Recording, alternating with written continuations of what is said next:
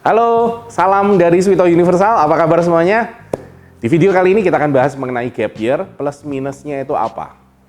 Sebelumnya jangan lupa subscribe, jangan lupa like. Kalau ada pertanyaan jangan lupa tulis di komen. Jangan lupa juga untuk nyalakan notifikasinya supaya kamu nggak pernah ketinggalan update-update informasi.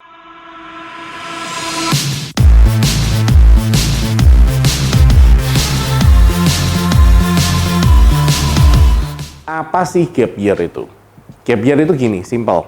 Seseorang yang sedang sekolah, selesai di satu periode, akan masuk di periode berikutnya, di cut off ini dia tidak langsung lanjutkan.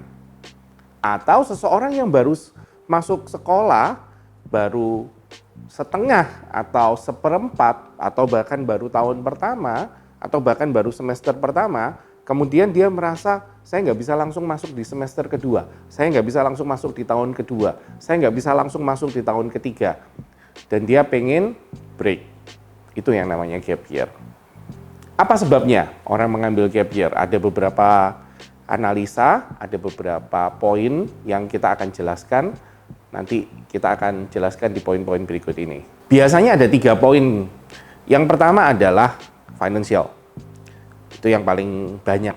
Ya. Yang kedua adalah masalah psikologi. Yang ketiga, hal-hal yang lain di luar itu. Misalnya dia pengen traveling terlebih dahulu, atau dia ada family matters. Ya, jadi ada 3 poin mengapa orang mengambil gap year. Nah, kita akan bahas dari 2 sisi yang berbeda. Sisi plus dan sisi minus. Gap year itu selalu punya 2 sisi yang berbeda. Sisi plus yang pertama mengenal diri lebih dalam. Satu student pada saat dia mengambil gap year, dia akan isi gap year itu dengan aktivitas. Salah satunya adalah aktivitas-aktivitas yang dia suka. Tapi bisa juga keluar dari comfort zone. Isi dengan aktivitas-aktivitas yang baru. Isi dengan aktivitas-aktivitas yang dari dulu dia sudah kepingin ambil aktivitas itu, tapi papa mamanya bilang kakak boleh, itu aktivitas yang tidak mendukung. Masa cowok mau belajar kulineri? Masa kamu itu anaknya seorang dokter mau belajar animasi? Dan inilah yang namanya pendewasaan diri. Inilah yang namanya kamu mengenal diri sendiri lebih dalam. Kenapa? Karena kesempatan untuk coba-coba. Loh, kok coba-coba Pak? Ya inilah kesempatannya di gap year. Kesempatan untuk jadi tahu kamu itu seperti apa sih orangnya. Ternyata kamu itu jago kuliner loh. Bukan jago kuliner yang nanti menyebabkan additional value-nya. Tapi karena kamu enjoy dengan kuliner, kamu jadi lebih percaya sama dirimu sendiri. Kamu jadi lebih mantap pada saat kamu ngambil keputusan ketemu orang lain. Ternyata kamu merasa, loh aku tuh ternyata bisa loh lakukan sesuatu yang di luar yang biasa aku lakukan. Plus poin yang pertama. Plus poin yang kedua, membuka mata, menambah wawasan. Ini sesuatu yang sangat asik. Kenapa? Pada saat seseorang itu mengambil keputusan untuk traveling, terutama bule. Bule itu ya kalau sudah gap year, mereka akan isi dengan traveling ke Bali, ke Jogja, ke Phuket, ke Thailand, atau bahkan mereka akan pergi ke third world country yang sedikit dalam tanda kutip poverty atau miskin. Mereka akan pergi ke negara-negara yang sedikit dalam konflik, Sri Lanka misalnya, atau mereka akan pergi ke negara-negara Afrika. Perhatikan sisi poinnya, mereka akan masuk di dalam satu budaya baru dengan sisi menolong. Mereka akan ketemu dengan orang-orang baru dan budaya-budaya baru. Kalau yang Kristen mereka akan masuk ke sisi yang pelayanan. Kalau yang lain mereka akan masuk dengan banyak ketemu orang-orang baru, negara baru, sisi yang berbeda. Dan mereka akan merasa begini, saya itu ternyata bisa kontribusi loh ke society. Saya itu bisa kontribusi ke orang lain. Itu asiknya. Dan jangan lupa satu hal. Waktu kamu bisa menghargai dirimu sendiri, orang lain akan bisa menghargai kamu. Selama kamu tidak menghargai dirimu sendiri, selama kamu bilang begini, aku cuma ikut omongan papa lah, aku cuma ikut omongan mama lah, aku cuma ikut omongan teman-temanku sebaiknya aku masuk jurusan ini. Itu akan berbeda pada saat kita merasa, ternyata pada saat aku mengambil gap year, selama 1 tahun, aku jadi tahu bahwa hidupku itu punya value. Aku jadi tahu ternyata hidupku itu punya arti dan aku bisa bantu orang lain. Ketemu orang baru, ketemu masalah baru, tapi bisa ngebantu orang. Itu kuncinya. Oke, sekarang kita bahas sisi minus dari gap year. Ada 2 hal yang kita akan bahas. Yang pertama, orang bilang dengan biaya. Orang Indonesia itu sangat tahu dengan yang namanya opportunity cost. Opportunity cost yang hilang, ya. Yang kedua, budaya orang Indonesia mengenai gap year. Yuk kita bahas satu persatu.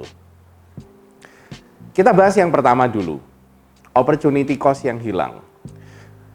Orang tua itu menjadi faktor yang dominan di sini pada saat seseorang anak ngambil keputusan untuk ambil gap year. Orang tua akan bilang begini, loh, kamu mau ngambil gap year, berapa lama? 1 tahun. Berarti 1 tahun biaya hidup papa mesti bayarin kamu. Berarti 1 tahun uang sekolah yang mestinya kemarin sudah harus dibayar, sekarang ketunda. Tapi harus dibayar tahun depan. Apa yang terjadi kalau uang sekolahnya naik? Dan jangan lupa, orang tua itu kebanyakan bisnismen. Dia akan bilang, lah opportunity cost ya. Seharusnya kamu lulus 3 tahun lagi, 4 tahun lagi, seharusnya di tahun ke-5-nya kamu sudah mulai start karir kerja, sudah mulai dapat gaji, tahun ke-6-nya gajinya sudah naik, tahun ke-7-nya kamu sudah menjadi asisten manajer. Lah sekarang lah jadi mundur.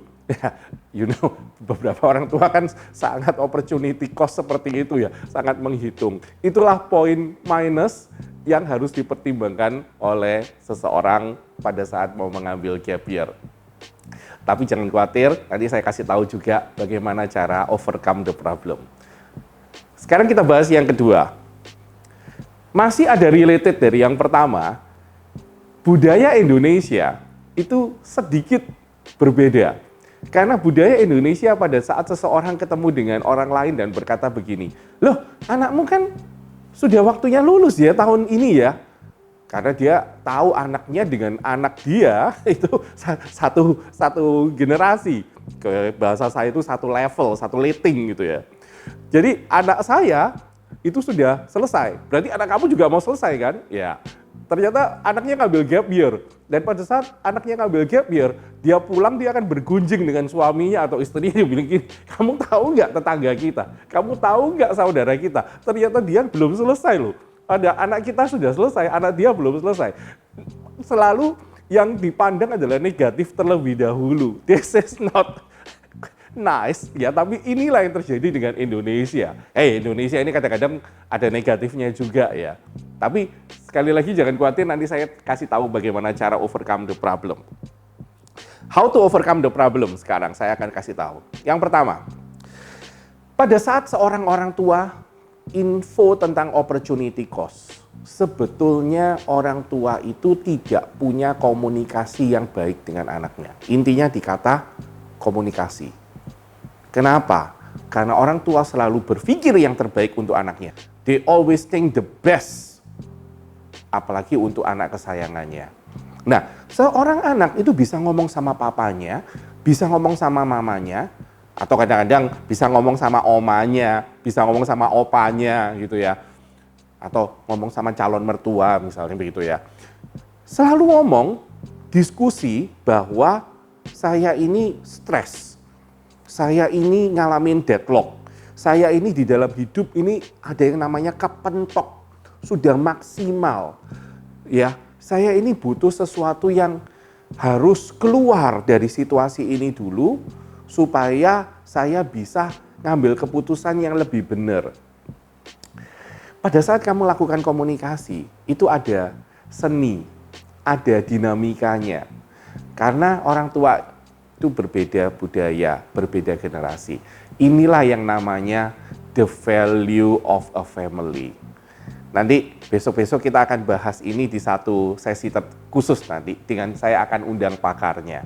Tapi intinya begini, tiap keluarga akan punya cara yang berbeda. Tiap keluarga akan punya cara yang unik, yang mungkin keluarga yang lain nggak akan ngerti. Orang yang lain mungkin akan bilang gini loh caranya. Pertama kamu harus ketemu papamu, kamu harus ketemu mamamu, kamu harus ngomong sama mereka. Tapi ada juga yang seperti gini. Pertama, justru kamu jangan ketemu papa mama, kamu harus ketemu opa dulu, kamu harus ketemu oma dulu. Bahkan ada keluarga, surprisingly ada yang bilang gini, jangan ketemu. Tulis email. Karena ada orang tua yang mereka membaca dari awal sampai akhir, itu lebih bisa. Soalnya kalau ketemu, baru ngomong gini, "Ma, Pa, saya rencana mau ngambil gap year." Langsung dipotong. Lu kok bisa? Nggak boleh. Belum selesai ngomong sudah dipotong dan nggak pernah komunikasinya nggak bisa jalan. Whatever it is, do your family discussion. Do your family tradition. Ya, ada orang yang bisa ketemu dengan orang tuanya seperti seorang anak ketemu dengan papa. Ada juga yang seperti seorang adik ketemu dengan kakak, padahal papa sama anak ya. Seperti seorang sahabat ketemu dengan sahabat.